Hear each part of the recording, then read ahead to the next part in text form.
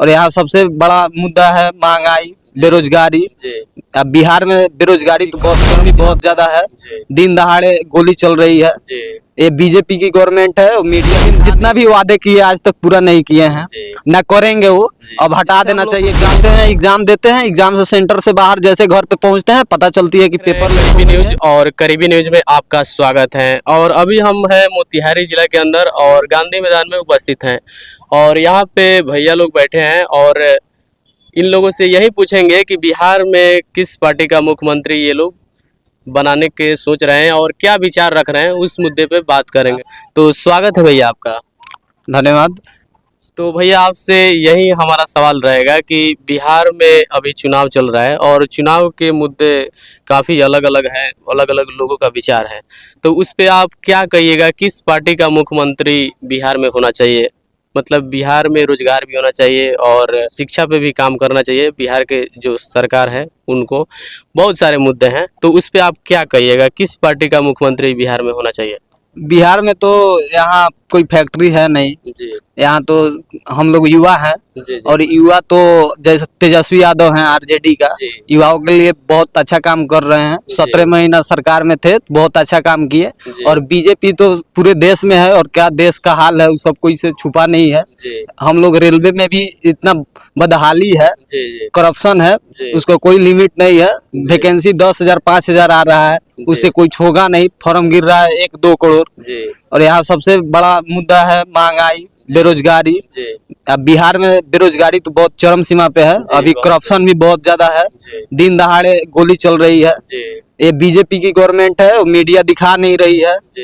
दिन दहाड़े गोली चल रही है हॉस्पिटल में जहाँ इलाज होता है। और आपके कहने के हिसाब से बिहार में मुख्यमंत्री का चेहरा जो लाना चाहिए वो तेजस्वी यादव को लाना चाहिए। तेजस्वी यादव बिहार के लिए बहुत बेटर है, युवा है और युवा के लिए अच्छा करेंगे वो। उम्मीद है हम लोग को, काफी उम्मीद है उनसे और अच्छा करेंगे भी। सरकार में 17 महीने बहुत लाजवाब काम किए हैं और वो मंदिर मस्जिद हिंदू मुस्लिम बिहार में चलने वाला तो है नहीं। यहाँ रोजगार का जो बात करेगा, महंगाई का बात करेगा, बेरोजगारी का बात करेगा, गरीब का जो बात करेगा। आज गरीब कितना बदहाली में जी रहा है, किसी से छुपा नहीं है। अभी फिलहाल नरेंद्र मोदी आए थे गांधी मैदान में और नीतीश कुमार भी आए थे और काफ़ी झूठे वादे यहाँ के जनता के बीच में रखी अपनी बातें। और बोले थे नीतीश कुमार कि 125 यूनिट बिजली फ्री करेंगे। और सुनने में आया था कि गांधी मैदान में जब ये दोनों लोग आए थे तो बहुत सारे झूठे झूठे वादे कर रहे हैं।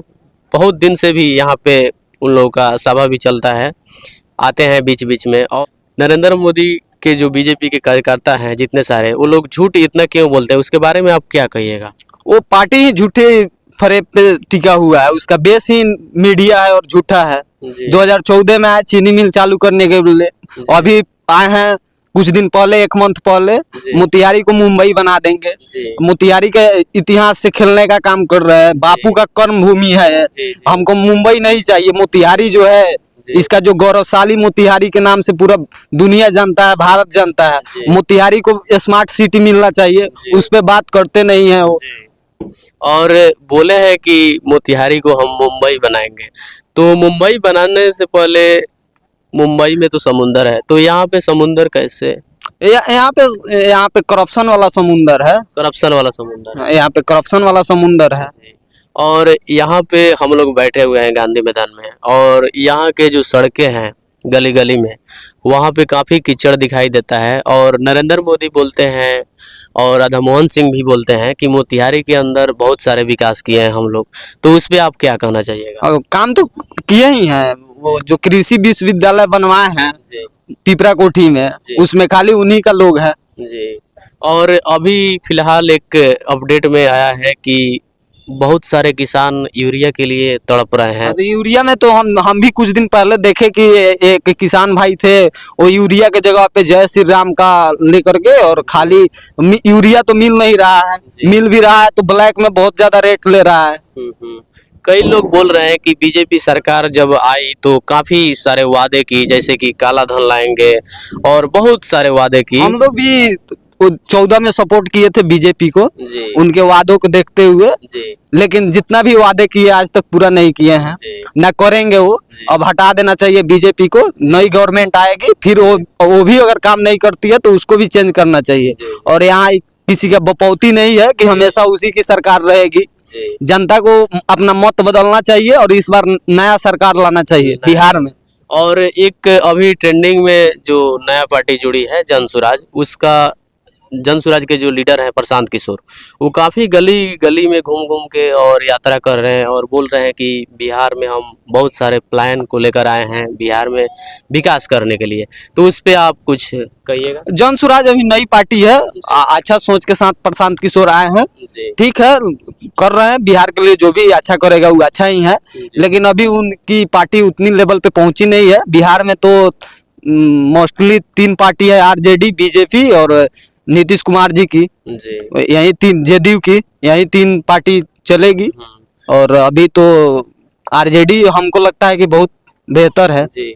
अभी फिलहाल बिहार में बहुत सारे मुद्दे चल रहे हैं कि जैसे कि अभी वोटर लिस्ट का हो गया कि वोटर लिस्ट में एक आदमी 4 को वोट दे रहा है, तो उसके बारे में क्या कहिएगा। इसमें इलेक्शन कमीशन की गड़बड़ी है, इलेक्शन कमीशन की नाकामयाबी है जो ऐसे हो रही है, और जनता का भरोसा टूट रहा है इलेक्शन कमीशन से। जी और जनता का भरोसा टूटता है तो बहुत बुरा असर पड़ता है। इस पे सरकार पे भी असर पड़ेगा, आने वाली सरकार पे जो ऐसे कर रही है। और जनता के मत से खेलने का किसी का हक नहीं है।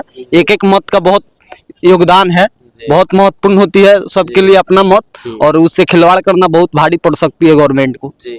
एक सबसे इम्पोर्टेंट सवाल ये है कि अभी पहले ब्रेकिंग न्यूज में आता था और बाद में भी आता रहा है कि जब बीजेपी की सरकार बनी है तो काफ़ी सरकारी जो पेपर लीक हो जा रहा है, और कई सारे गवर्नमेंट जब का भी पेपर लीक, जब बच्चे फार्म भर रहे हैं, इतने मेहनत कर रहे हैं, तो उनका पेपर लीक हो जा रहा है, तो उस पर काफ़ी दर्द पहुंचता है स्टूडेंट को।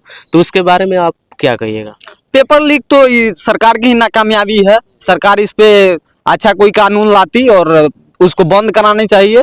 जैसे हम लोग जाते हैं एग्जाम देते हैं, एग्जाम से सेंटर से बाहर जैसे घर पे पहुंचते हैं, पता चलती है कि पेपर लीक हो गई है, काफी दिल को आहत पहुंचती है। लेकिन क्या करे, सरकार की नाकामयाबी है।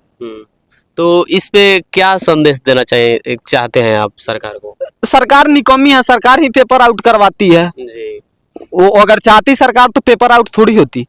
वो चाहती है कि पेपर आउट हो, और बड़े बड़े जिसके पास पैसा है, गरीब का बच्चा नहीं पहुंचे। जो पूंजीपति है, जो अच्छा खासा पैसा दे रहा है उसका हो रहा है, जो नहीं दे रहा है वो अच्छा खासा मेरिट वाले लोग पीछे रह जा रहे हैं। जिस कुछ नहीं आता है तो ऐसा ही सिस्टम चलेगा ना। इसलिए तो करप्शन आज है। जो पैसा दे के आएगा वो अच्छा से तो काम करेगा नहीं। जितना करप्शन बीजेपी के सरकार में आया है, उतना कई सारे सरकारें के मुद्दे में भी नहीं देखने को मिला है। और विचार देखा जाए बीजेपी का, तो बीजेपी काफ़ी झूठे वादे कर रही है और बहुत सारे करप्शन बिहार के अंदर या इंडिया के अंदर लाई है।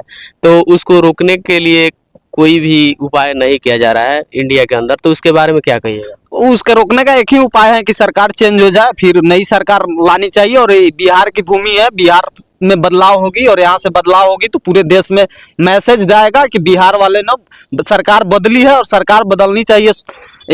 इतनी देर सरकार 20 साल पूरने वाली है, लेकिन अभी तक कुछ भी नहीं हुआ। जितने भी इंडेक्स से उसमें रैंक बढ़ ही रहा है, घटने का काम नहीं कर रहा है। जो चाहे महंगाई हो, बेरोजगारी हो, गरीबी हो, सबकी डाटा बढ़ ही रही है। और मीडिया पे पूरे नियंत्रण है सरकार को, निष्पक्ष भाव से मीडिया दिखाती नहीं है, और आम जन के पास कोई अच्छा संदेश पहुंचता नहीं है। जो मीडिया झूठे फरेबी वादे बीजेपी को दिखाती है वही लोग देखता है। बार बार जब टीवी खोला जाता है या कोई भी चैनल खुलता है, उस समय केवल मोदी का ही ऐड चलता है और प्रचार चलता है। उसके बारे में क्या कहिएगा। पूरा हाईजेक कर लिया ना मीडिया को। जी मीडिया को हाईजेक कर लिए हैं। केवल मोदी जी थोड़ी इस देश में रहते हैं, राष्ट्रपति भी है और 28 सीएम भी है। उन लोग भी अच्छा काम कर रहा है। मोदी जी तो सेंटर में बैठते हैं दिल्ली में। यहाँ बिहार की स्थिति तो जान थोड़ी रहे हैं। आते हैं चुनावी सभा में, आते हैं चुनाव करके चले जाते हैं। बिहार में जो बदहाली है, अभी तो डबल इंजन की सरकार है, वो भी नाकामयाब है। किस काम की डबल इंजन की सरकार है। जी। अभी फिलहाल ट्रेंडिंग न्यूज में चल रहा है कि दिल्ली में जितने सारे गरीब बस्ती में जो लोग रहते हैं उनको भगा दिया जा रहा है और बोला जा रहा है कि यहाँ के लोग नहीं है। उसके बारे में आप क्या कहिएगा। वो तो बीजेपी की पॉलिसी ही रही है ना, गरीबों का शोषण करना।